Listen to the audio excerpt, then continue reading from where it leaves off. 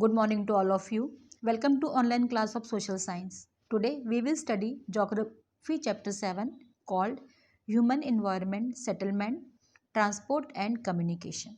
Page number 47. In chapter 1 you have learned that early human beings depended entirely on nature for food, clothing and shelter. But with time, they learned new skills to grow food, build homes, and develop better means of transport and communication. In this way, they modified the environment where they live. Students chapter 1 में हमने पढ़ा था कि early human being food, clothing और shelter के लिए पूरी तरह से नेचर पर डिपेंड था, लेकिन समय के साथ उसने फसलें उगाने के लिए, घर बनाने के लिए, ट्रांसपोर्ट और कम्युनिकेशन को बेहतर बनाने के लिए नई स्किल्स डेवलप की और इस प्रकार अर्ली ह्यूमन ने अपने इन्वायरमेंट को मॉडिफाइड किया. Settlements are places where people build their homes. Early human beings lived on trees and in caves. When they started to grow crops, it became necessary to have a permanent home. The settlements grew near the river valleys as water was available and land was fertile. With the development of trade, commerce, and manufacturing, human settlements became larger. Settlement flourished and civilizations developed near river valleys. Settlements या बस्तियां वे जगह होती हैं जहां लोग अपने लिए घर बनाते हैं. अर्ली मैन पेड़ों पर एवं गुफाओं में रहता था, लेकिन जब उसने फसलें उगाना शुरू किया तो उसे एक जगह पर घर बनाकर रहना जरूरी हो गया. सेटलमेंट्स नदी घाटियों के आसपास डेवलप हुए क्योंकि वहाँ पर पानी अवेलेबल था और ज़मीन उपजाऊ थी. ट्रेड, कॉमर्स और मैन्युफैक्चरिंग के साथ ह्यूमन सेटलमेंट बड़े होते गए और इस प्रकार रिवर वैलीज के आसपास सेटलमेंट्स पनपने लगे और रिवर वैली सिविलाइजेशंस डेवलप हुए. सेटलमेंट्स कैन बी परमानेंट और temporary. Settlements which are occupied for a short time are called temporary settlements. The people living in deep forest, hot and cold deserts, and mountains often dwell in such temporary settlements. They practice hunting, gathering, shifting, cultivation, and transhumance. However, more and more settlements today are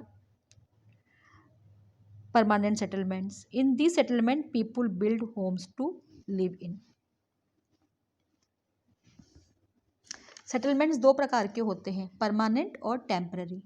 जो settlements कुछ समय के लिए बनाए जाते हैं वे temporary settlement कहलाए जाते हैं. घने जंगलों, गर्म और ठंडे डेजर्ट्स और पहाड़ों पर रहने वाले लोग टेम्पररी सेटलमेंट्स में निवास करते हैं और हंटिंग, गैदरिंग, शिफ्टिंग, कल्टीवेशन करते हैं और सीज़न के अकॉर्डिंग एक जगह से दूसरी जगह पर मूवमेंट करते हैं. लेकिन आज ज़्यादा से ज़्यादा सेटलमेंट परमानेंट सेटलमेंट हैं. इन सेटलमेंट से लोग घर बनाकर रहते हैं. Now come to the page number 48. It was Mary's birthday party. She and her friends were waiting for Gurpreet to arrive so that Mary could cut the cake. At last, Gurpreet arrived, tired, coughing, and wheezing. She explained that the traffic jam was terrible. Mary's mother, Mrs. Thomas, patted Gurpreet's back and said, "Oh, the pollution in the city." Prasad had recently come from the village. He asked, "Why do we have such traffic jams and such pollution in the cities?" The The number of vehicles is increasing day by day due to the growing population in the cities. Mary's father, Mr. Thomas, replied. Mary asked, "Then why are people coming to the cities?" Her mother replied, "They come looking for jobs, better education, and medical facilities."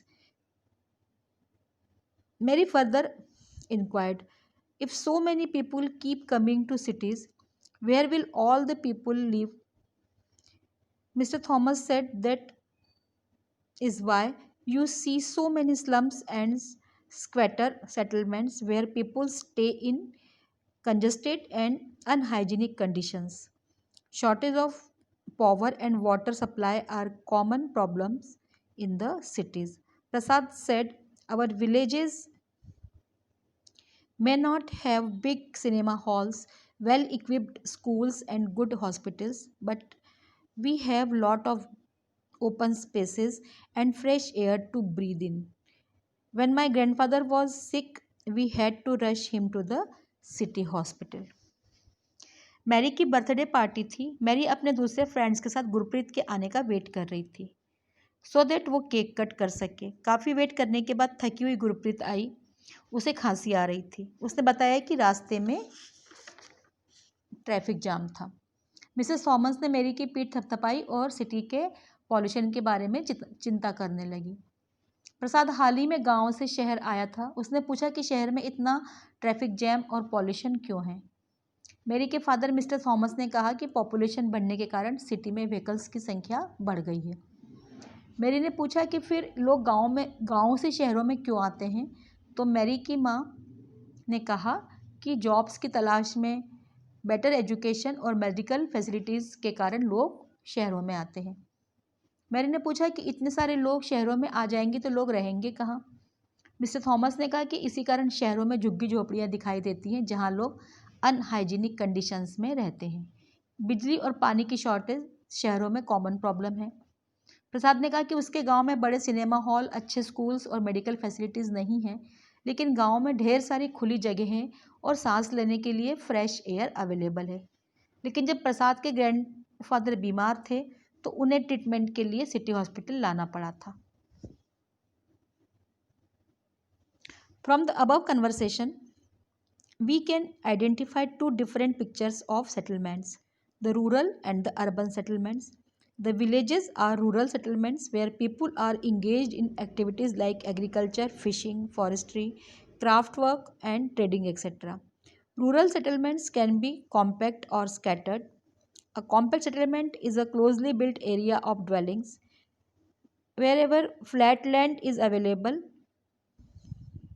in a scattered settlement, dwellings are spaced over an extensive areas. This type of settlement is mostly found in hilly tracts, thick forest and regions of extreme climate. इस बातचीत से हमें settlement के दो रूप समझ में आते हैं। पहला रूरल मीन्स ग्रामीण बस्ती और दूसरा अर्बन मीन्स शहरी बस्ती। विलेजेस रूरल सेटलमेंट्स होते हैं जहाँ लोग एग्रीकल्चर, फिशिंग, क्राफ्ट वर्क जैसे काम करते हैं। रूरल सेटलमेंट कॉम्पैक्ट या स्कैटर्ड हो सकते हैं। कॉम्पैक्ट सेटलमेंट में घर पास पास बने होते हैं, जहाँ भी फ्लैट ज़मीन अवेलेबल होती है घर बना लिए जाते हैं, जबकि स्कैटर्ड सेटलमेंट्स में घर दूर दूर बने होते हैं। स्कैटर्ड सेटलमेंट मोस्टली पहाड़ों पर, घने जंगलों में या ज़्यादा गर्म या ज़्यादा ठंडे क्लाइमेट वाले एरियाज़ में पाए जाते हैं। रूरल एरियाज़ में लोग घर अपने एनवायरनमेंट के हिसाब से बनाते हैं। Now come to the page number 49.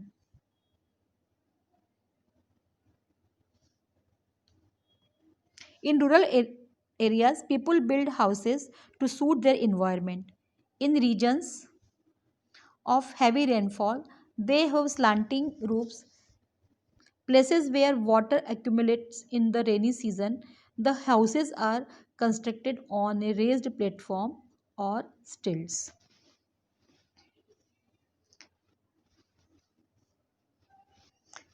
जहाँ ज़्यादा बारिश होती है वहाँ पर घरों की स्लांटिंग छतें होती हैं। जिन जगहों पर बारिश का पानी जमा होता है वहाँ पर ऊंचे प्लेटफॉर्म पर या स्टिल्ट्स पर घर बनाए जाते हैं। Thick mud walled houses with thatched roofs are very common in areas of hot climate. Local materials like stones, mud, clay, straw, etc. are used to construct houses. गर्म क्लाइमेट वाले areas में mud houses बनाए जाते हैं जिनकी छत फूस की होती है। लोकल मटेरियल जैसे पत्थर, मिट्टी, घास आदि का यूज़ घर बनाने में किया जाता है। The towns are small and the cities are larger urban settlements. In urban areas, the people are engaged in manufacturing, trading, and services. Towns छोटे और सिटीज़ बड़े अर्बन सेटलमेंट्स होते हैं। अर्बन एरियाज में लोग मैन्युफैक्चरिंग, ट्रेडिंग और service जैसे काम करते हैं। Now come to the page number 47. Do you know the place where a building or a settlement develop is called its site? The natural conditions for selection of an ideal site are favorable climate, availability of water, suitable land, fertile soil.